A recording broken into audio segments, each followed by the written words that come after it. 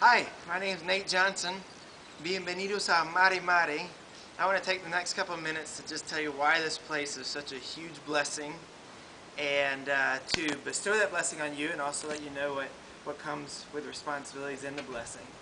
I've been in the country basically since 2002 when I arrived with one of my best friends. We had to go find our own housing, and we also had to find our own mission organization that would let us raise support. And God provided. We ended up finding a house that we had to take public transportation. It took about an hour and a half each way every day. And one day we had a bombing of the Colombian embassy. Another day there was a shootout and all sorts of fun things to keep you on your toes. And in that began a desire of, wow, it'd be nice to have safe, beautiful, adequate housing close to the school. And when I started as director, I ended up moving. I think I've been in 9 different places in all. There was my first dressers were cardboard boxes. I had to share kitchens with 9 other people, and I wasn't necessarily the cleanest person, and neither were they. I dealt with money being stolen out of my rooms. I dealt with traffic. I dealt with just all the stuff that comes with it, and it kept growing in me a desire for beautiful, safe housing close to the school. And in that, I also just realized one of my big hearts for the school is teachers stay longer. And if you're just arriving, my goal is that everybody would teach for 4 years. To be able to see basically a 9th grader graduate, or a 1st grader almost get it through elementary, or a kid get through middle school, to have that continuity. So these are big desires, and now as I'm leaving, God let me be part of just an amazing blessing. About 4 months ago, as we were getting ready for this next school year and looking for renting, did not have a piece to start rental agreements, and so we started looking for a house. A father who worked in Century 21 showed us this house close to the school. It was beautiful. We didn't have near the money.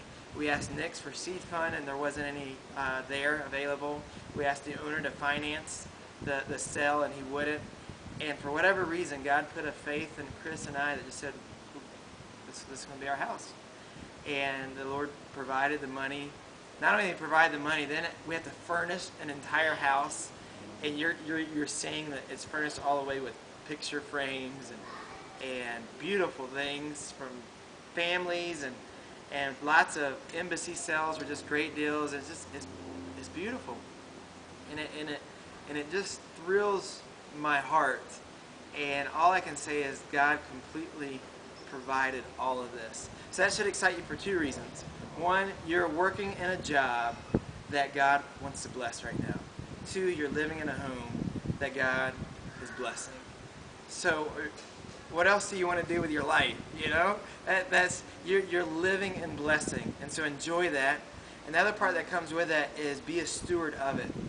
Something God has taught me in my time here, through support raising, through living as a single, now living as a married person, is that everything is God's.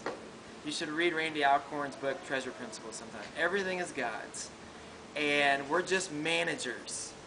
And so in that, whether you buy something or not, or if it's loaned, in fact, that noise you hear in the background is Chris sweeping your rooms right now.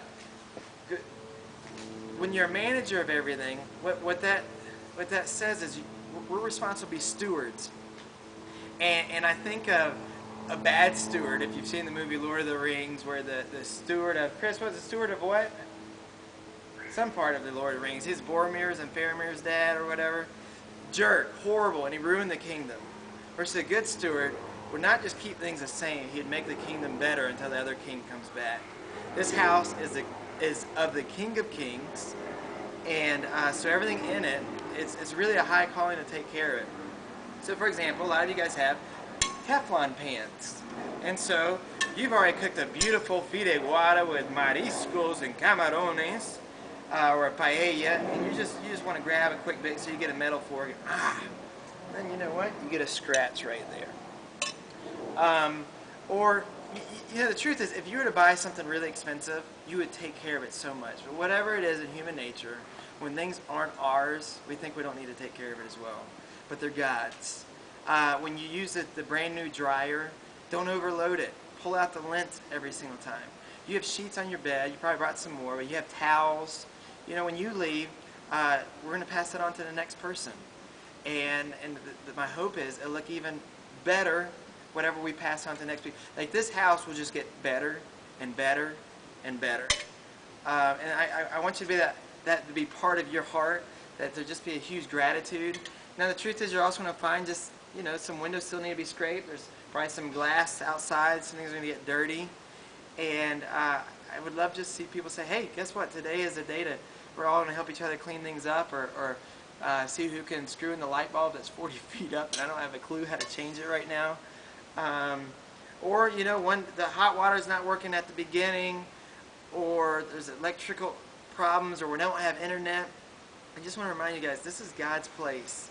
So whatever we do have right now is what He has provided, and what we don't have is He hasn't provided yet. Now, part of that provision could be you helping to provide it, and part of it just having a grateful heart for what is here and celebrating it. I can tell you it's been extremely stressful this whole summer getting it ready, and yet every day has been working together, singing. There's just, it's not man's credit, just God's Spirit has been here. And I want to ask you guys to keep the Spirit